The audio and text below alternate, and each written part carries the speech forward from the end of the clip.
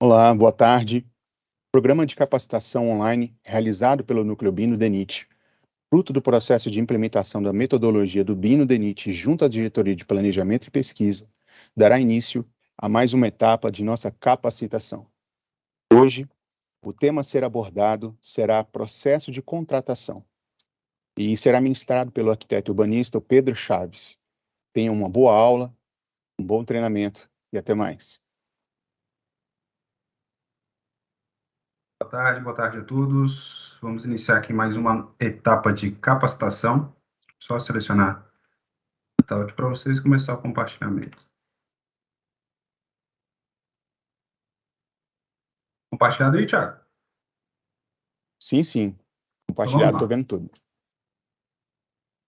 Boa tarde, pessoal. Eu sou o arquiteto Pedro Chaves, atuante no consórcio STS-MEMP. É um consórcio que está junto com o DENIT na etapa de implementação da metodologia BIM. Hoje, o nosso plano de capacitação ele vai tratar do módulo 2, processo de contratação BIM. Antes de a gente iniciar o nosso módulo, vai ressaltar um pouquinho a estrutura no BIM dentro do departamento. Bom, houve a portaria 3.624, a portaria de 2021, onde foi instituído o Núcleo BIM, no qual o diretor de Planejamento e Pesquisa, Luiz Guilherme, da ponta aqui, lidera este núcleo, né? Ele é o presidente. E nós temos diversos outros servidores atuantes também, como o Bruno Vendramini, o Lucas Boto, o Alexandre Medeiros e os seus suplentes e substitutos, totalizando um total de 19 servidores nessa parte do Núcleo BIM. Nós temos também 8 colaboradores do consórcio STS-MEMP, sendo então capitaneados aí pela arquiteta Gabriela Fumagalli e a arquiteta Maura. Então, esse é o time do Nubim dentro do DENIT. Bom, agora a gente vai falar da agenda, né? Qual é o conteúdo de hoje? O conteúdo de hoje ele vai se balizar em 3 tópicos principais, né?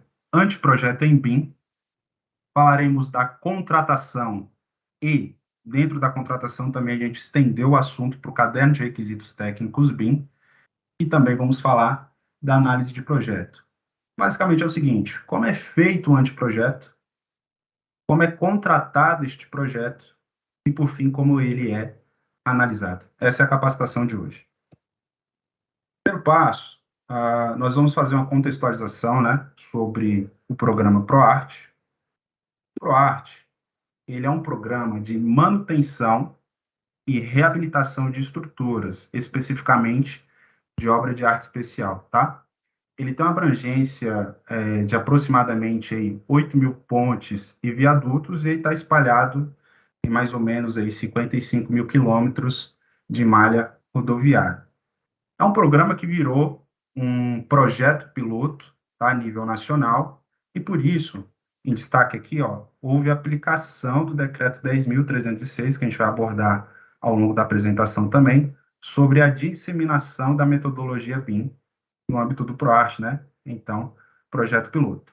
O que vai destacar, essa aplicação, ela é relativa à etapa de reabilitação, tá? Onde são feitos os anteprojetos. A parte de manutenção já é uma outra atividade que não necessita da elaboração de projeto, ok? Então, o foco específico aqui tratado é a parte de reabilitação. Eu apresento para vocês o que já foi feito dentro dessa parte de reabilitação.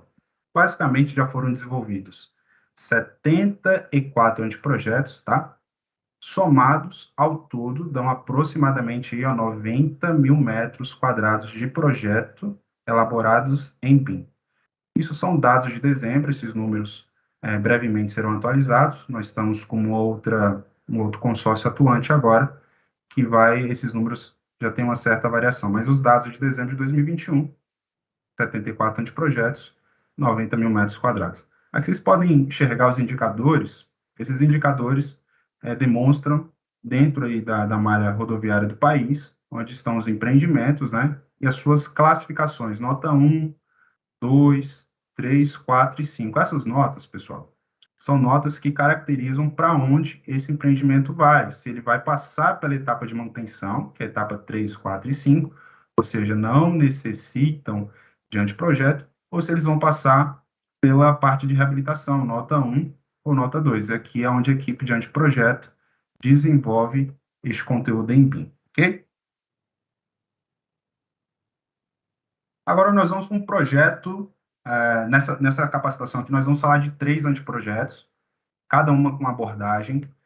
O primeiro é a ponte sobre o rio Aribiri. O que foi feito nessa ponte? Toda a análise estrutural, toda a parte de cálculo, toda a parte de documentação, só que ela tinha um viés, uma necessidade muito específica. Ela tinha a necessidade de mostrar ao público da região como ficaria. Então, houve, após o término de toda a parte técnica, tá? Isso aqui é uma atividade fim, ela não é uma atividade rotineira da equipe do ProArt, mas uma atividade muito específica que foi demonstrar à população como aquele empreendimento iria ficar. Olha só, tem um videozinho aqui demonstrativo. Ele tem uma... Thiago, como é que tá o áudio aí? Tá sobrepondo minha voz? Tá? Olha só, esse empreendimento aqui. Então, esse empreendimento aqui, ele tem uma característica um pouco diferente do que é rotineiro dentro do ProArt, né? Ele está dentro do perímetro urbano, geralmente na parte rural, então você tem facilidade ali para alargamento. Nesse caso, não. Nesse caso, ali, houve um movimento da população para saber se haveria necessidade de desapropriação, o que mexeria ao redor, né? Então, isso foi demonstrado de maneira visual através do recurso ali 3D, né, que o BIM permite que você tenha, para mostrar para a população qual foi a solução estrutural, né, os recursos que foram utilizados, a parte de acostamento, a parte da ciclofaixa, né, porque há muito uso dos ciclistas ali na região, e na outra lateral, um espaço especificamente para pedestres. Isso aí foi uma demonstração, tá? Não é uma ação rotineira dentro do programa, mas esse tipo de ação, o BIM acaba facilitando e permitindo que seja elaborado. Agora nós vamos para um segundo case aqui, o projeto 2, ponte sobre o Rio Piancó. Mesma coisa, foi feito um anteprojeto, seguindo todo o seu rito, mas ele em específico houve o uso de tecnologia.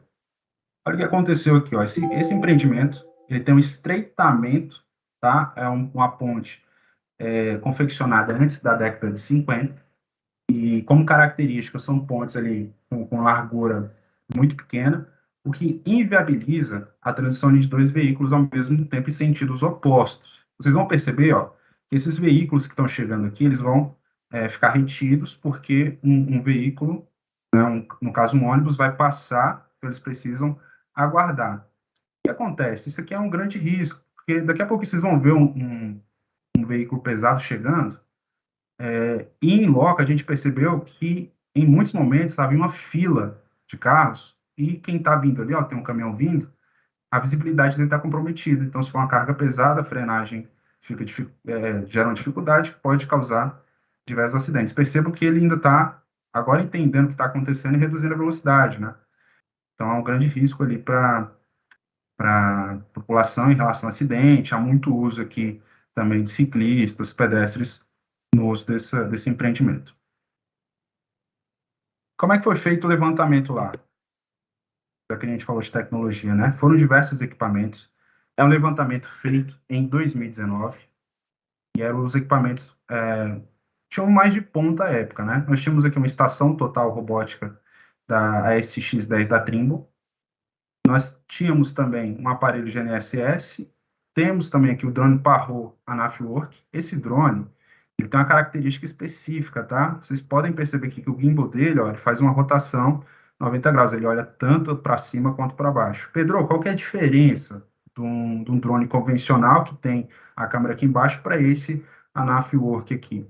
Bom, como a gente trabalha com obra de arte especial, vai ter uma imagem que isso vai ficar bem claro para vocês.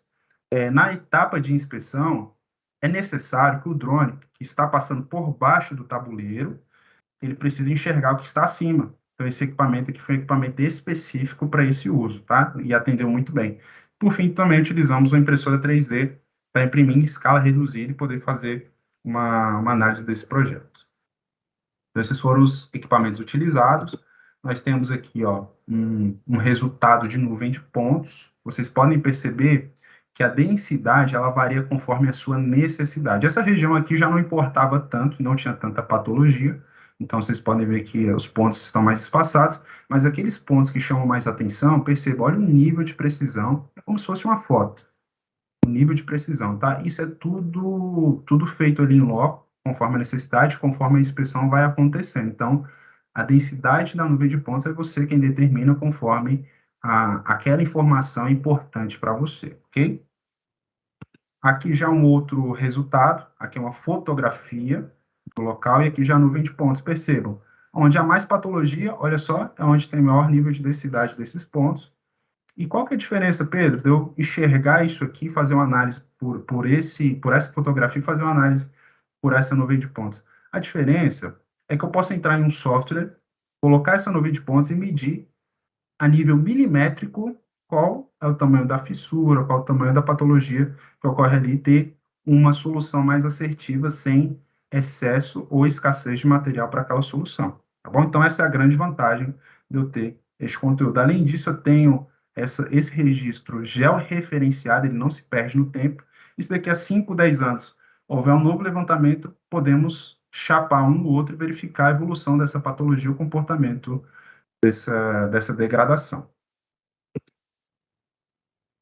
E aqui nós temos como resultado final toda a nuvem de pontos, o MDE do terreno, certo? Aqui são duas nuvens de pontos, uma que foi feita pelo drone, que pegou todo o terreno.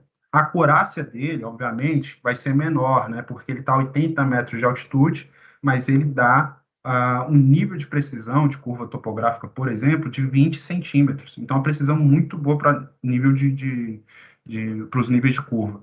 Quando a gente fala da precisão da ponte, do empreendimento em si, aí juntou-se o que foi feito com a estação total, que é nível milimétrico, e aí, deste arquivo, eu posso simplesmente fazer uma caixa de recorte, é o mesmo arquivo, tá? Esse aqui só está com a caixa de recorte, para poder analisar e verificar, por exemplo, essa patologia. Eu quero descobrir as dimensões dessa patologia para dar o tratamento ali mais assertivo e adequado. E profundidade e tudo mais que for necessário para extrair informação com uma treina virtual. Tá dentro do software, você usa uma treina virtual ali e consegue retirar todas as informações necessárias. Bacana, então nós vimos um primeiro produto, uma ponte que foi feita ali, e o resultado final dela, um dos resultados finais dela, teve como um produto ali uma parte de comunicação com a população, com a sociedade. Nós temos aqui um outro estudo anterior, Piancó, com o uso de tecnologia, para ver quais ferramentas a gente pode utilizar e ser mais preciso na elaboração dos anteprojetos. E, por fim, aqui vou apresentar para vocês o projeto 03, que é Ponte sobre o Rio Paraibuna, para mostrar para vocês, de fato, como acontece ali dentro do trabalho da equipe de engenharia na elaboração e confecção dessas soluções estruturais, tá? Como é que é feito tudo passo a passo. Então, Ponte sobre o Rio Paraibuna, ela fica em Minas Gerais, e essa parte que ela vai passar em 3 etapas. O que é feito primeiro, Pedro? Primeiro passo, simples, análise do empreendimento. Segundo passo, diagnóstico. Terceiro passo, proposta. Por que a análise do empreendimento? Daqui a pouco vocês vão perceber na apresentação alguns fluxos que acontecem antes disso aqui. Então, essa ponte chega para a equipe com a determinada nota. Nota 1, nota 2, e essa equipe valida. Olha, realmente está nota 1, ou não, essa aqui ela tem um item de criticidade, não está tão com risco de colapso, ela pode ser uma nota 2, se tiver alguma outra nota 1 que está com risco maior, ela passa na frente na lista de prioridade. Então, tudo isso acontece na análise do empreendimento. Depois disso, validou, a gente entra no diagnóstico e avança para a proposta. Então, essa ponte, ela fica localizada entre a cidade de Bicas e Juiz de Fora, e um ponto logo de destaque sobre ela, assim como a ponte anterior, Piancó, ela tem uma largura de tabuleiro pequena para os padrões normativos atuais, tá? 7,80 metros. O empreendimento é esse aqui, ó. Mesmo tipo de problema da Piancó em questão de uso da via, né? Aqui há um estreitamento, então o veículo que está aqui, ele tem que aguardar a passagem de um para poder avançar, certo? Quando eu falei 7,80 metros, estou considerando também, aqui, ó, esses passeios, certo? Aqui no corte A1 vocês podem enxergar que 7,80 metros é tudo.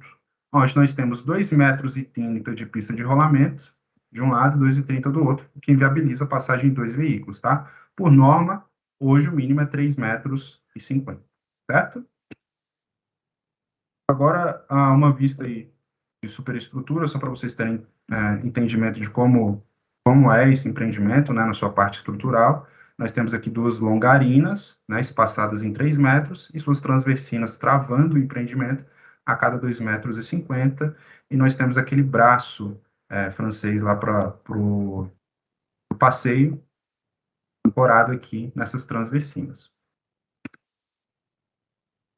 E aqui uma vista lateral, só para vocês entenderem como se comporta aqui essa estrutura da longarina, tá? Sem console, por exemplo, para fazer macaqueamento e içar a ponte para fazer substituição de uma peça como aparelho de apoio. Então, basicamente, essa é a ponte, isso é tudo analisado, identificado, tipologia estrutural, e aí entra-se, então, na análise de patologia. Olha só essa fotografia aqui em cima. Ela não caracteriza tanto quanto a de baixo, né? Mas aqui já é possível perceber essa depressão dentro da via. E quando é identificado aqui embaixo, que é justamente o que o drone ajuda a auxiliar, né? Aqui foi uma fotografia normal, tá? São dois projetos distintos, aqui foi uma fotografia normal. O drone, ele precisa ter aquele giro de gimbal lá para poder enxergar para cima. Okay? Então, é isso que faz a diferença, por isso que aquele equipamento foi utilizado naquela inspeção anterior. Então, identificou-se aqui, ó, que a laje estava rompida e também estava comprometendo aqui a peça de travamento, que é a transversina. Outras patologias também foram identificadas, como a armadura exposta e corroída, junto àquele braço francês lá que segura o passeio, e também nós temos aqui desplacamento de concreto. Perfeito. Feita essa análise, a equipe técnica avalia realmente se ela está nota 1 ou nota 2, conforme já foi levantado pelo sistema de gerenciamento de obra de arte especial, e ele entra com a parte do diagnóstico, né? O que foi identificado nessa ponte? Bom, é uma ponte projetada e construída antes da década de 50, isso aqui é muito importante, essa informação. Ela está fora das características da tabela ao lado, essa é uma tabela referencial, e ela apresenta deficiências funcionais, estruturais e manifestações patológicas. Vamos dar uma olhadinha, o que importa essa questão da datação dentro do empreendimento? Basicamente, o normativo que ela está seguindo. E quando a gente olha uma ponte, por exemplo, da década de 50, a gente sabe que ela foi preparada ali para uma carga de 24 toneladas. Quando a gente olha para essa ponte da década de 50, a gente sabe que, para as normas atuais, o guarda-corpo já é baixo, o guarda-roda é ineficaz, há ausência de pingadeiro, que gera diversas patologias, e como por padrão, ela tem 8,30 metros, geralmente, sendo que é 7,20 de pista e dois guarda-rodas ali de 55 centímetros. Então, isso aqui é uma caracterização da ponte, e foi identificado que ela foi feita antes da década de 50, porque nem essas condições ela segue. Então, identificou o ano que a ponte está, por exemplo, é de 60 a 75, sabe que o trem tipo dela é 36. E aí tem que fazer uma adequação de reforço. Esse reforço agora tem que considerar o trem tipo de 45, ok? Além disso, então já consideramos aqui a questão de carga. Há uma consideração também da largura do empreendimento. Ele tem que ser, ao mínimo, 12,80 metros. Pode variar, 12,80, 13, devido à pista de rolamento. Vocês vão ver isso aqui daqui a um pouquinho, onde você tem que ter 12,80 metros largura de pista, né? Vai dar 12 metros, e duas barreiras New Jersey, que é uma barreira mais eficaz, de 40 centímetros. Olha só, o que aconteceu nesse projeto? Chegou-se, então, nas intervenções que foram definidas. Primeira intervenção, recuperação. Segunda, reforço. Terceira, ali, alargamento. Para a primeira intervenção, recuperação, necessitou-se, então, a parte de reparo profundo e superficial, substituição do aparelho de apoio. Lembre-se, não existe ali console para içar, levantar esse empreendimento. Então, dentro da solução, precisou-se propor um console para que levantasse esse empreendimento. Injeção de resina em fissuras. Para reforço, aí tem a parte de apicoamento, você faz a limpeza da superfície, substitui as armaduras e também o aumento da seção ali de 10 a 15 centímetros, dependendo do elemento estrutural. E aí parte para alargamento, onde entra com a adequação do trem tipo de 45 toneladas e compatibilização da largura da OAE incorporando passeios, que esse é um caso também específico, nem sempre vai ter passeio, mas aí o perímetro urbano necessita de passeio, correção das deficiências funcionais, dispositivo de drenagem, guarda-corpo e a pingadeira. E aí, então, a equipe entra, de fato, na proposta. A proposta ficaria dessa maneira, tá? Aquele empreendimento anterior, basicamente, esse trecho aqui, ó. Esse trecho, ok? Ela passou de 7,80 metros de largura total para 16,20 metros de largura total, atendendo todos os critérios de norma.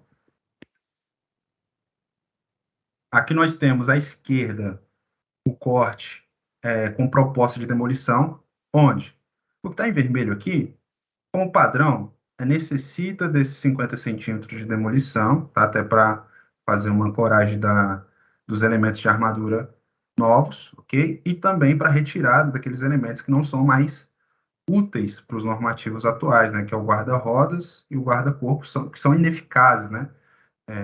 Em comparado ao normativo atual. E outros elementos vão ser removidos. Então, toda a parte metálica aqui do passeio vai ser removido e a parte da pista também. E aqui nós entramos com a proposta, certo? Há um alargamento, aonde, se vocês olharem aqui, deu 13 metros, né? A norma estava falando o quê? 12,80 mínimo. Aqui deu 13. Então, nós temos 3,60 de faixa de rolamento, porque é analisado o VMD.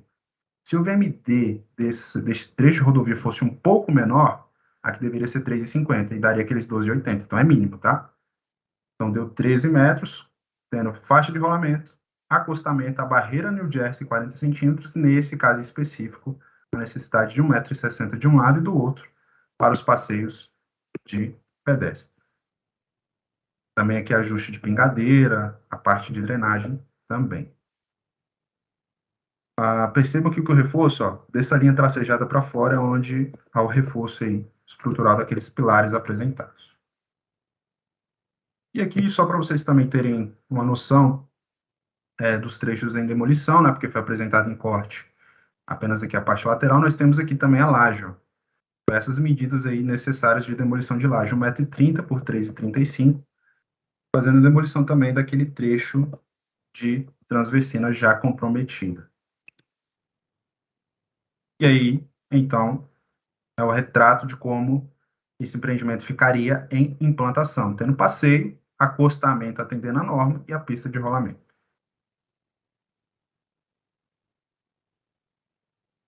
Aqui é uma imagem esquemática de como as atividades elas devem ser elaboradas, né? Essa parte, que é essa depressão, é onde passa o rio, o curso do rio, ok? E aqui, ó, houve a necessidade, né? A gente está falando de rio, de colocar em secadeiras, perto aqui dos encontros, para desviar o curso do rio e poderem trabalhar nessa região. Feito isso, a retirada, né, movimentação de terra dos lados, e posteriormente, né, todas as etapas ainda inerentes ao desenvolvimento do projeto, depois vem e reatera.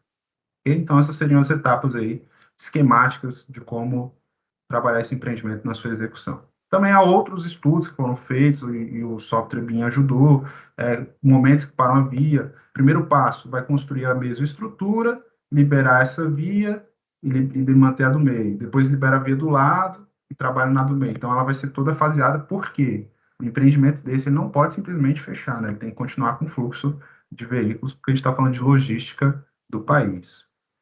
E aí um resultado visual de como esse empreendimento ele ficaria com essa proposta. Agora, a imagem inferior, olha só. Lembram do console? Que não havia. Então, aqui também teve essa necessidade de fazer uma proposta de console, depois de colocar o console nas etapas de projeto especificadas em documento. Depois de colocar o console, a ponte ela usaria equipamentos de macacos hidráulicos para subir a ponte e fazer a substituição dos aparelhos de apoio por aparelhos de apoios mais modernos de neoprene. Agora vamos entrar nas considerações. Bom, as contratações iniciais em BIM fala desses três tópicos aí, que é a documentação inicial, né? O que vai ter nessa documentação inicial? levantamento existente, os estudos iniciais de geotecnia, topografia, geometria. Destacar estudos iniciais, porque, Pedro, quando a gente está falando de anteprojeto, a gente está falando de uma necessidade normativa de menor furo de sondagem para elaborar um anteprojeto. Quando a gente fala de um projeto executivo, a normativa ele indica, olha, tem que ter um furo por apoio, que não é uma necessidade de anteprojeto. Então, por isso, estudo inicial de geotecnia, por exemplo. Quando vai para o executivo, aí já tem que atender os critérios mais avançados que a norma pede. Vamos para o anteprojeto. Então, já tem uma definição de uma solução de engenharia viável para a demanda. Essa solução ela pode ser alterada, né? Mas essa solução, a princípio, já é uma solução adequada e viável e aprovada. Vai o cálculo estrutural e aí, né, um modelo 3D. E esse modelo 3D, basicamente, hoje a extensão que a gente tem trabalhado, né? Futuramente seria IFC, mas hoje o tenente atuante está ali RVT, do anteprojeto, onde esse arquivo vem georreferenciado, organização básica do template, modelagem nas fases de projeto. Então, aquela documentação que vocês viram do existente, vocês viram da demolição, que vocês viram da proposta, é um arquivo só, não são arquivos soltos ou separados, todos trabalhando de maneira integrada em um arquivo único. Disponibilização dos elementos modelados, tudo aqui já modelado, parametrização dos dados do projeto e criação de campo de propriedade para codificação ciclo, facilita as próximas fases, né? 3D, 4D, 5D, por aí vai. Mas, Pedro, eu preciso aí ter essa mudança, como é que ficou a entrega? A entrega mudou? Calma nessa hora. Basicamente, o que é entregue, o rito a ser entregue, é necessariamente ali o básico. Tem que ter uma planta de plantação cotada, identificando os elementos, o espaçamento, a parte de cálculo estrutural, tudo conforme já era feito.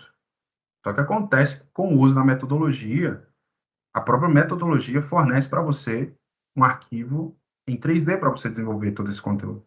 Então, também é passado na entrega desse arquivo, tá? Mas o básico é o que tem que ser feito, e aí, como consequência que a tecnologia já fornece como fluxo rotineiro e padrão, também vai vir aí como falar a palavra bônus. Beleza, então nós terminamos a nossa primeira etapa aí dessa capacitação, né? Falamos ali de anteprojeto em BIM, contextualizamos o que é o ProArt, o programa.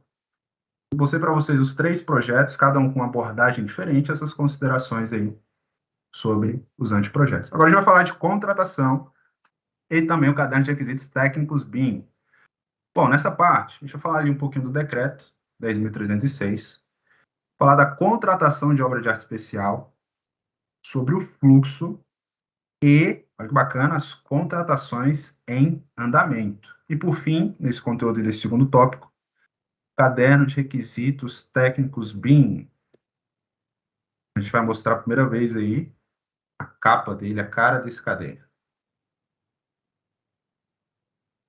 Então, vamos lá, decreto 10.306 de 2020. Bom, esse decreto ele tem um roadmap muito bem descrito, definido, né, onde indica que 2021 deverão ser feitas ali a parte no artigo 4, né, as etapas de projeto. Quando a gente fala 2024, a intenção é que seja projeto e obra. 2028, então, projeto, obra e pós-obra. Ok? Dentro desse documento, do decreto, olha só, ele estabelece a utilização do BIM na execução direta de obras e serviços de engenharia pela administração pública federal no âmbito da estratégia nacional. E o ProArt está dentro dessa estratégia nacional como projeto piloto, né? E aí, dentro do documento, ele destaca 4 pontos da primeira fase. Primeiro ponto, elaboração dos modelos de arquitetura e engenharia. Leia esse modelo como template, tá? Você já está sendo desenvolvido pelo DENIT em vários âmbitos. Está sendo desenvolvido para ponte, está sendo desenvolvido um específico para passarela, atendendo a esse decreto. Item B, detecção de interferências físicas e as funcionais também, o departamento já atendendo essa etapa A e B. Extração de quantitativo, também. E, por fim, geração de documentação gráfica. É isso aqui que o decreto exige para essa primeira fase e o departamento já atende. Nós temos uma apresentação, se houver alguma oportunidade, em algum momento a gente pode até explanar. Para essa capacitação, infelizmente, não pode estender tanto o assunto, mas é um conteúdo bem legal e já está sendo desenvolvido aí pelo departamento.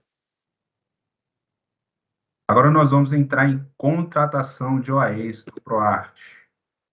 Bom, a gente vai falar de dois ambientes. Vejam aqui comigo, a gente tem um ambiente antes do decreto e nós temos um ambiente após o decreto. O ambiente antes do decreto estimulava ali que o ProArt ele pudesse fazer a implementação do BIM. E como acontecia tudo? Olha só, o que eu mostrei para vocês anteriormente foi os estudos e os projetos, né? Lá de Piancó, lá de Aribiri, e a de Minas. Então, a gente estava nessa etapa aqui, ó, estudos e projetos. Mas antes disso acontecer, olha o que acontece. Há uma priorização de OAE. Essa priorização, ela vem através do Plano Nacional de Manutenção Rodoviária, PNMR. Após isso, há uma nota de criticidade do SGO. SGO é o Sistema de Gerenciamento de Obra de Arte Especial. E aí o SGO dá uma nota, de 1 a 5, como foi apresentado para vocês. E aí ela entra lá para a turma de reabilitação, a equipe técnica, os engenheiros de reabilitação. Vai para eles somente as que estão nota 1, nota 2. Lembra? Eu falei lá atrás? Vai só nota 1, nota 2, e eles vão validar. É nota 1 mesmo? Será que não é nota 2? Será que a 2 é 2 mesmo, não é 1? Validou, avança no trabalho, organiza ali a sua urgência de elaboração de projeto. Feito isso, aí entra, foi apresentado para vocês, estudos e projetos, e aqui ó, você faz a verificação do material existente. Existe material, existe algum conteúdo já existente, existe alguma proposta para poder balizar, identificar que ano é esse empreendimento, que carga esse empreendimento foi feito, para que possa então avançar nos estudos. Tendo isso, avança na elaboração do anteprojeto e aí entra na etapa de processo de contratação. Esse é o tradicional, esse é o ProArt ali antes do decreto, ok? Agora o ProArt ali após o decreto. Ele tem uma aplicação de requisitos BIM, que é um pouco diferente. A priorização de OAE de reabilitação ele continua, padrão, né, pelo PNMR, e aí entra uma priorização BIM, que entra vários critérios ali de relevância, tá? Entrou uma priorização BIM com critérios de relevância, entra em estudos e projetos com levantamentos BIM. É um pouquinho diferente. Um pouquinho diferente em quê, Pedro? Um pouquinho diferente na sua qualidade, no seu nível de criticidade. Aqui há um nível maior de criticidade do empreendimento. O levantamento topográfico ele tem que ser realmente com qualidade. Então, algumas coisas deixaram de ser validadas e precisam voltar a campo para ser feito com maior, pouquinho mais de critério. Basicamente, só seguir a norma. Seguindo a norma, vai atender bem. O levantamento ele precisa ter um nível um pouco mais ali apurado. E aí entra na elaboração de anteprojeto, feita a elaboração de anteprojeto através dos requisitos técnicos BIM. O que é requisitos técnicos BIM? A forma que aquele elemento é categorizado, a forma que aquele elemento é descrito, a forma que aquele elemento é preparado. Antes não haviam essas regras. Então, aquele elemento que é, por exemplo, um pilar, se ele fosse feito com a categoria fundação, estava feito, não existia regras. Agora existem regras. Olha, pilar tem que ser feito com categoria pilar, fundação tem que ser feito com fundação. E aí todo esse conjunto de regras ele passa por um filtro, critério, está validado, avança para o processo de contratação. O processo de contratação ele vai validado ali pelo caderno de requisitos BIM e pelo modelo do termo de referência em BIM. Okay? Então existe ali ProArt com suas características antes do decreto e agora posso com esses níveis de critérios que subiram para melhorar o nível de maturidade dos modelos em BIM. Agora nós vamos falar do fluxo do processo de contratação. Olha como é que funciona aí o processo de contratação. Muita informação, né? Mas vamos com calma aqui que a gente vai resolver aqui, vai ficar bem claro para vocês. Bom, primeiro começando com as diretorias. Nós temos a Direx, nós temos a Diretoria de Infraestrutura Rodoviária, e a DPP. São as diretorias que vão trabalhando para acontecer este anteprojeto. Nós temos o início. Aqui, a DIR solicita um anteprojeto da DPP. A DPP, ela solicita, dentro de uma coordenação dela, que a CGDESP elabore esse empreendimento. Opa, então chegamos aqui nesse ponto. E esse ponto é onde existe informação desse empreendimento? Se existir, a CGDESP vai lá e desenvolve o anteprojeto. Caso não exista, a DPP informa eu preciso de um levantamento topográfico, eu preciso de um levantamento geotécnico, eu preciso de um levantamento hidrológico, porque não existe esse conteúdo para a equipe técnica conseguir desenvolver o seu trabalho. Então, com isso, olha só, o que acontece é de solicita a existência desses estudos à CGMRR, que é uma coordenação, ou a superintendência lá do Estado. A DIN encaminha, ou também o levantamento, a DIN encaminha esse documento à DPP, a CGDESP elabora um anteprojeto. Até aqui o rito está exatamente igual a antes do BIM, por exemplo. O que mudou? Entrou no BIM. O NUBIM agora ele avalia os requisitos BIM, que foi comentado.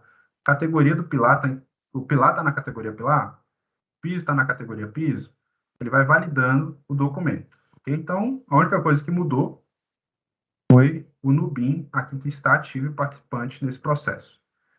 Validou, avança para uma outra coordenação de componente ambiental. Essa coordenação, validando, vai para a CGCIT, que elabora o orçamento. Elaborou o orçamento, a DPP aprova o anteprojeto, envia a DI a portaria e o caderno BIM, e a DI envia o projeto para análise de risco, é onde entra a Direx.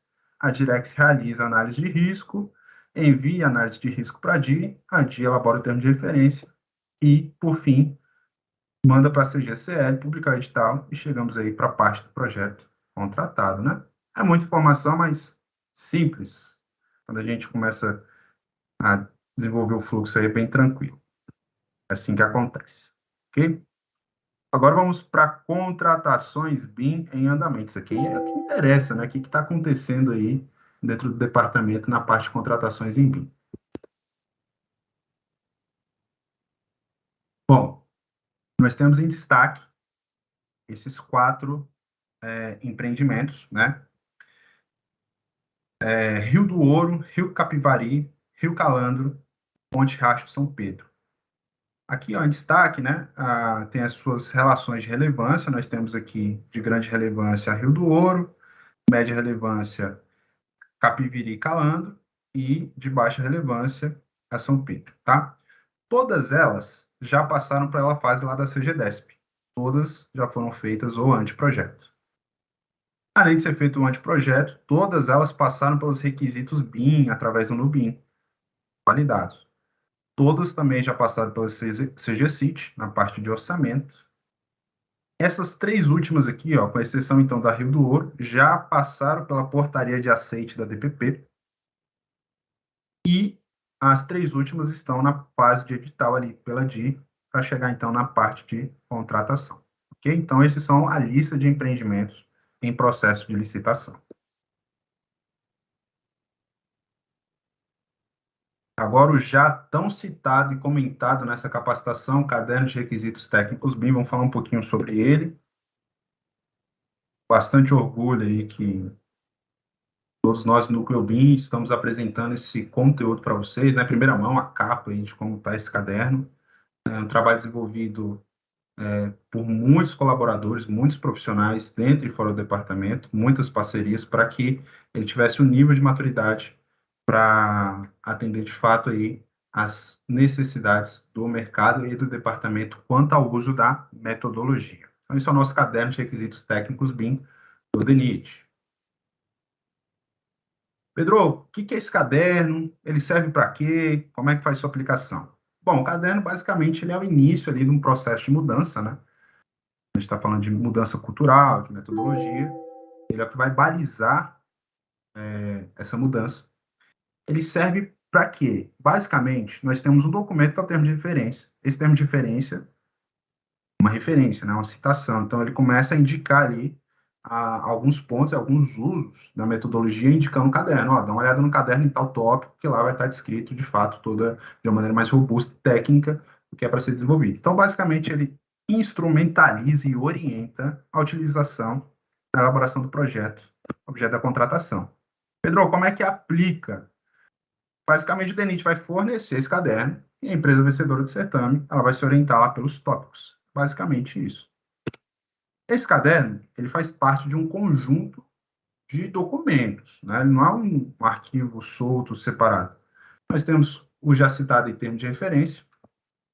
O termo de referência cita o caderno de requisitos técnicos BIM, e, por sua vez, o próprio caderno de requisitos técnicos BIM cita o plano de execução BIM, que é um documento muito robusto, muito bem desenvolvido aí também, já pelo departamento. Então, são documentos que vão orbitando e se unindo aí para que as diretrizes fiquem bem claras e bem definidas do que precisa ser feito, facilitando o entendimento a todos. Como é que é a estrutura desse documento? Bom, ele hoje está preparado em 11 tópicos, tá? Onde tem ali introdução, histórico BIM dentro do departamento, termos e definições. Vai destacar, por exemplo, ó, objetivos BIM. Olha que legal, o que está escrito dentro desse documento? A indicativa aqui, ó, do DENIT, no item A, demonstrar o compromisso do DENIT com a disseminação da metodologia BIM no âmbito da administração pública federal. É um compromisso que o DENIT está tendo. Como também, olha o item C, reduzir os tempos de desenvolvimento, revisão, análise e aprovação dos projetos. Aí, Pedro, isso é utópico? Não, não é utópico não. Sabe por quê? Um dos itens aqui, ó, justamente documentos referenciais disponibilizados no DENIT, é o que faz atender esse item que eu acabei de comentar com vocês. O que tem nesse 8?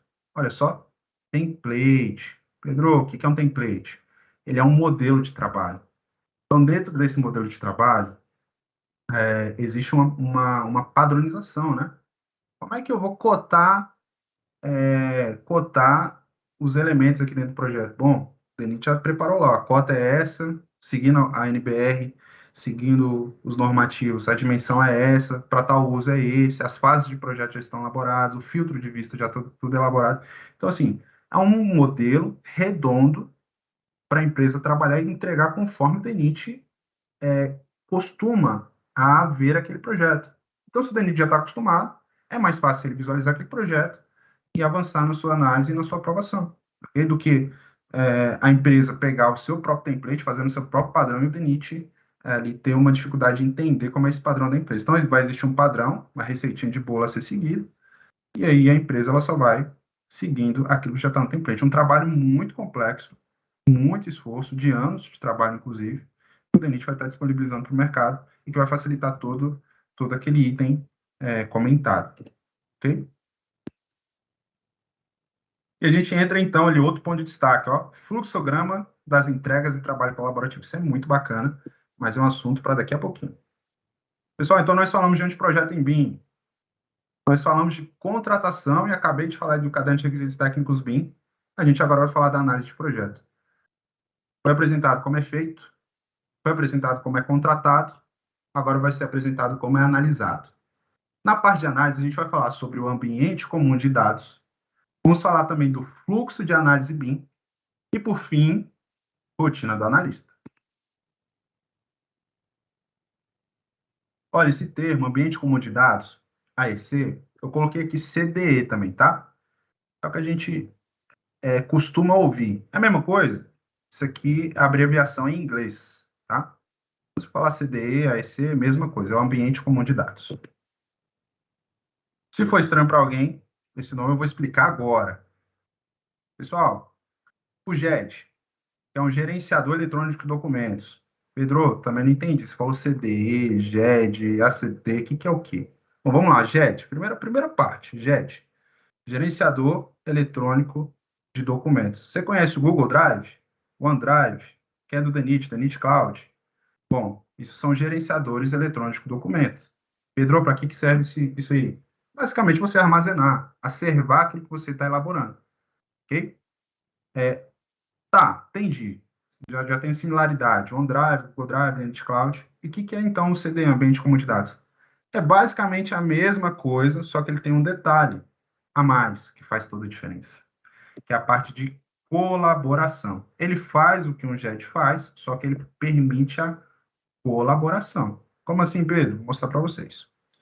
Aqui, só para ilustrar, às vezes alguém não conseguiu visualizar, esse aqui, ó, é um JET, tá? Esse aqui é o DENIT Cloud. Interface simples, né, já conhecida.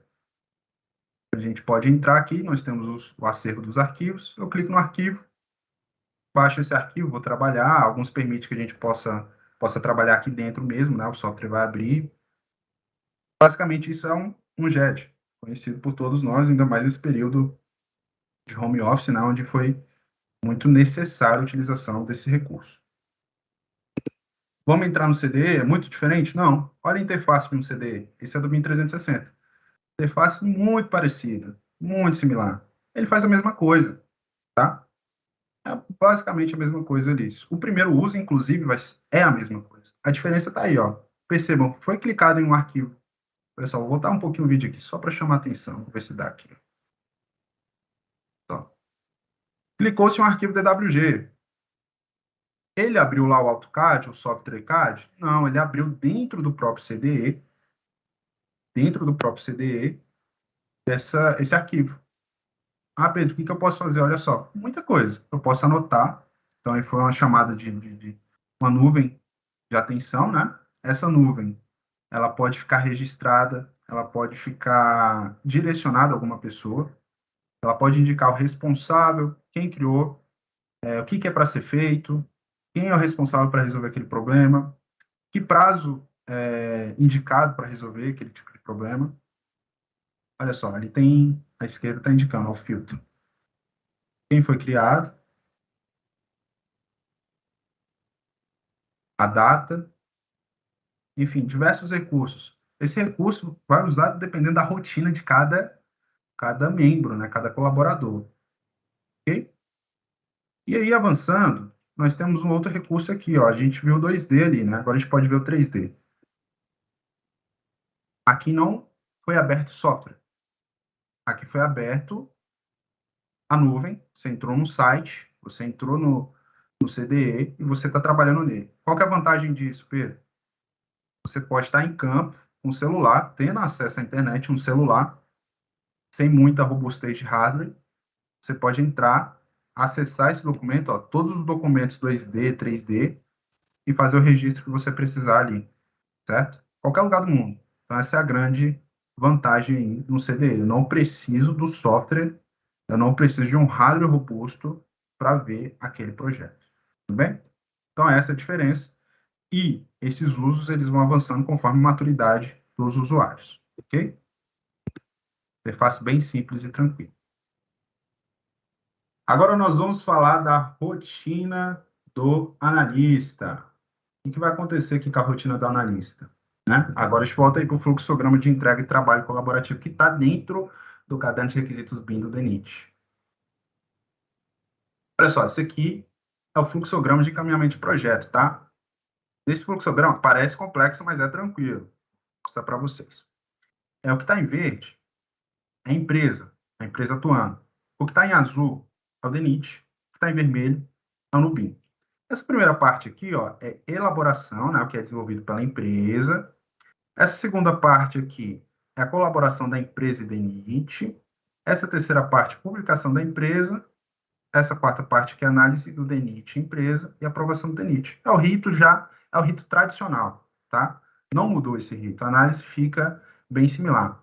Existe um detalhe ali, CDE e SEI, essa informação aqui, ó. E aqui é basicamente o que houve com o SEI, né? Antes era tudo documento físico, né? A mesma transição do físico para o SEI. Basicamente seria essa transição quando a gente está falando de projeto, do SEI para o CDE, mas não largando o SEI. O SEI ainda tem sua grande importância e relevância nesse fluxo de trabalho, tá? Mas só para fazer uma analogia comparando as atividades. Então, aqui dando um zoom nesse primeiro trechinho, nós temos aqui a atividade desenvolvida na elaboração pela empresa, né? Início da etapa do projeto básico, o gerente inicia o projeto, aí vem o coordenador, gera uma documentação e a todas as partes do projeto. Terminando, o gerente BIM disponibiliza o documento para colaboração. Quem vai colaborar nesse documento? Naquele arquivo lá do CDE? Vai ser o coordenador, os modeladores, o núcleo BIM vai estar atuante aqui para auxiliar, os analistas do BIM e o coordenador setorial. Vai, Pedro, como é que o analista vai atuar lá no CDE? Da mesma maneira que ele atua lá no Google Drive ou como ele atua dentro da rede interna do DENIT. Não mudou nada, não muda nada. O exercício é basicamente o mesmo, só muda ali um pouquinho, às vezes, a interface, mas o exercício ele é muito similar, tá? Havendo algumas vantagens de anotação, caso esses personagens aqui ativos queiram fazer isso. E aí nós voltamos aqui, o gerente BIM dá como concluído o documento e providencia a entrega. A entrega, ela tem que ocorrer pelo SEI, tá? Seguindo o rito padrão. Mas também aqui é uma sugestão que a entrega ocorra também pelo CDE. A entrega ocorrendo pelo CDE e pelo SEI chega ao núcleo BIM. O núcleo BIM avalia o entendimento dos requisitos técnicos BIM, dá seu parecer. Deu seu parecer, envia para a COPS. A COPS faz um documento de análise de engenharia e aí começa as trocas de informação. A empresa DENIT e o núcleo BIM ali apoiando nos aspectos específicos em BIM. Ok? Empresas esclarecendo as dúvidas do departamento. A COPS elabora um relatório, esse relatório aí entra aqui o rito do processo SEI, envia o relatório para análise da CGDESP envia para a DPP, a DPP permite portaria de aprovação ou comunica o ajuste e volta todo o fluxo, ok? Deu aprovação, início de etapa de projeto executivo. Só um detalhe, aqui é o fluxo ideal de CDE, tá bom? Esse é o fluxo ideal. Mas o que vai acontecer inicialmente, que a gente entende como fluxo atual, é vir aqui para o Nubim, mandar para a CGDESP e isso acontecer no SEI.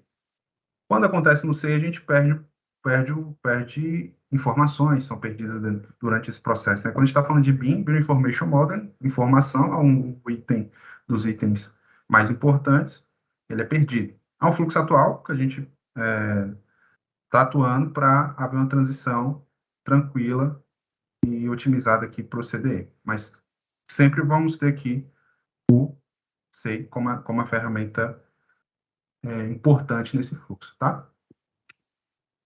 Chegamos então ao fim da nossa capacitação.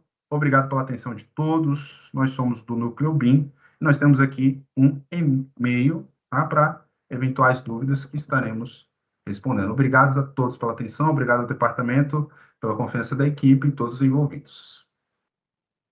Obrigado, Pedro. Muito boa apresentação. Realmente muito conteúdo, mas você soube realmente dar uma dinâmica ao conteúdo aí. É um assunto essencial, né? E é muito bom ver como poder enxergar como o Núcleo BIM participa no meio desse fluxo agora, né? Então, quer dizer, ele não altera, mas ele integra, né?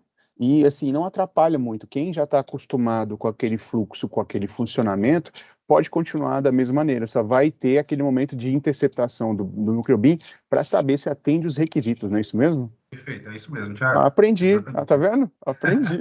Bacana.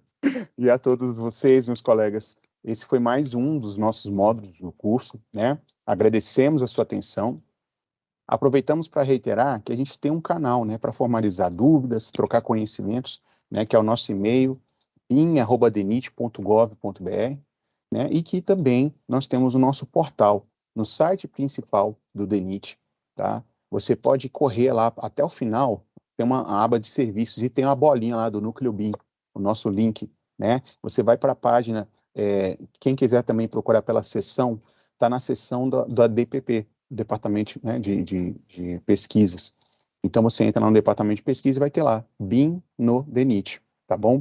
Você lá tem acesso a nosso conteúdo, as novidades do que tem ocorrido, né? Não somente das capacitações que são promovidas pelo Núcleo BIM, como também o Enfoque BIM, né? Que também é mais um canal que comunica realmente todo esse processo, essa disseminação do BIM que tem ocorrido aqui, né?